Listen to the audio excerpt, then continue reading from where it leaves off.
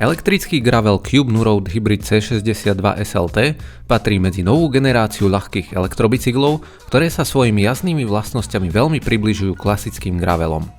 Počas testovania sa ukázal ako mimoriadne univerzálny bicykel, ktorý funguje výborne na asfalte, šotoline aj lesných zvážniciach, s istotou zvláda prudké a rozbité výjazdy a prekvapivo dobre si poradil dokonca aj s trailom, hoci práve na takýto terén primárne nie je určený.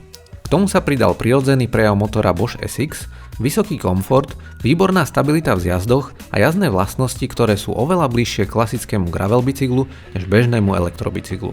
Už na prvý pohľad zaujme najmä nízkou hmotnosťou, ktorá sa zastavila na hodnote 13 kg. Základom bicykla je karbónový rám z materiálu C62, ktorý kombinuje nízku hmotnosť, vysokú tuhosť a zároveň veľmi dobrú schopnosť tlmiť vibrácie. Výrobca myslel aj na praktickú stránku a rám ponúka priestor pre plášte so šírkou až 50 mm, dokonca aj s namontovanými blatníkmi. Samozrejmosťou sú úchyty na blatníky aj zadný nosič a nechýbajú ani montážne body na karbónovej vidlici, takže bicykel je pripravený aj na dlhšie bikepackingové jazdy. Praktickým detailom je aj univerzálna pätka SRAM UDH či možnosť montáže klasického stojana. Ovládanie pohonu je elegantne integrované priamo do hornej rámovej trubky a na riadidlách sa nachádza kompaktné diaľkové ovládanie Bosch Mini Remote. Batéria má kapacitu 400 Wh, no rám je zároveň pripravený na pripojenie prídavnej batérie Bosch PowerMore s kapacitou ďalších 250 Wh.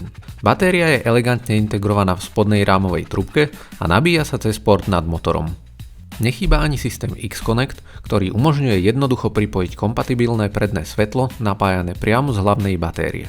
O pohon sa stará ľahký 2-kilový motor Bosch Performance Line SX s maximálnym výkonom 600 W, krútiacim momentom 60 Nm a 4 režimami asistencie. Nami testovaný model SLT je vybavený elektronickou sadou SRAM Force Explore AXS v konfigurácii so 40-zubovým prevodníkom a 13-rýchlostnou kazetou s veľkým rozsahom 10 až 46. Výbavu doplňajú ľahké karbónové kolesa Newman Advanced SL XR36 a plášte Continental Terra Speed so šírkou 45 mm. O brzdný výkon sa starajú hydraulické brzdy SRAM Force s veľkými 180 mm kotúčmi vpredu aj vzadu. Cena testovaného modelu je 6199 €, pričom v ponuke je aj dostupnejšia verzia Race za 4099 €. Už po prvých kilometroch bolo jasné, že Cube sa pri tomto modeli nesnažil vytvoriť len obyčajný elektrobicykel, ale predovšetkým dobrý gravel. Radenie fungovalo počas celého testu výborne, bolo rýchle, presné a spoľahlivé aj pri jazde po rozbitých cestách. Posed je skôr pohodlnejší a ani po dlhšom čase v sedle som nemal pocit, že by zbytočne zaťažoval chrbát alebo ramená. Zároveň však nie je problém zohnúť sa do výrazne športovejšej aerodynamickej polohy, keď sa cesta narovná a chcete ísť rýchlejšie. Treba však počítať s tým, že asistencia motora sa končí pri rýchlosti 25 km za hodinu. Pri vyšších rýchlostiach už všetko zostáva na vašich nohách a práve tam sa vyššia hmotnosť bicykla prirodzene prejaví. Dlhodobo jazdiť s rýchlosťou na 30 km za hodinu teda nebude také jednoduché ako na 7-kilovom cestnom bicykli. Na druhej strane ma veľmi príjemne prekvapilo, ako dobre si bicykel po rozbehnutí drží rýchlosť. Karbonové kolesa sa odvalujú naozaj výborne a keď som sa dostal cez 30, nebolo vôbec náročné stabilné tempo udržať. Bez problémov sa na ňom dá aj zašprintovať, aj keď toto určite nie je disciplína, na ktorú bol navrhnutý. Veľmi milo ma prekvapila samotná akcelerácia, najmä pri rozjazdoch do kopca. Motor nastupuje plynulo, nekope a podporu pridáva presne podľa toho, akou silou tlačíte do pedálov.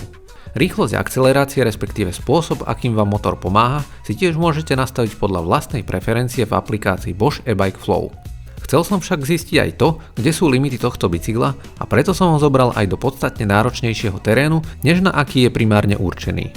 Na strmých výjazdoch po rozbitých lesných cestách aj zvážniciach som mal bicykel neustále pod kontrolou.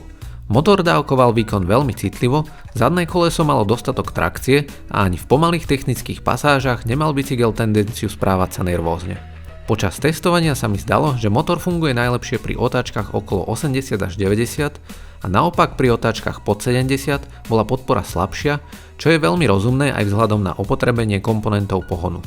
Pri zjazde som najprv skúsil rozbitý makadam, ale napokon som si povedal, že keď už testujem jeho možnosti, skúsim aj lesný trail. Nemôžem povedať, že by to bola obrovská zábava, pretože na takýto terén tento bicykel jednoducho nie je určený. Na druhej strane si však počínal výrazne lepšie, než by som čakal.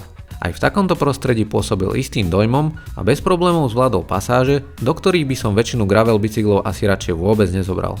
Keď som sa nasledovne vrátil na menej rozbité zvážnice, bolo okamžite cítiť, že práve tam sa cíti ako doma. Vo vyšších rýchlostiach si veľmi dobre držal stopu a pôsobil prekvapivo stabilne. Práve v zjazdoch som veľmi ocenil veľké 180 mm kotúče na oboch kolesách. Takéto kotúče nie sú pri gravel bicykloch úplnou samozrejmosťou, no pri elektrickom modeli dávajú veľký zmysel a dodávajú veľkú istotu. Ak by ste plánovali pravidelne jazdiť technickejší terén, možno by som zvážil o niečo agresívnejšie plášte. Napriek tomu ma 45 mm Continental Terra Speed veľmi príjemne prekvapili a podržali aj tam, kde som to od nich vôbec nečakal. Treba však povedať, že celý tento terén bol skôr testom limitov bicykla.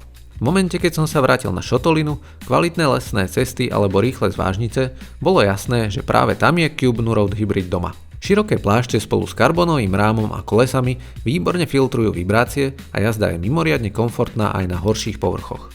Na záver treba určite spomenúť aj to, že Cube už tradične ponúka veľmi silný pomer ceny, výbavy a jazdných vlastností. Karbonový rám, kvalitné komponenty, elektronické radenie, ľahký motor Bosch SX aj celkové spracovanie robia z Noroadu Hybrid C62 SLT jeden z najzaujímavejších elektrických gravel bicyklov vo svojej kategórii.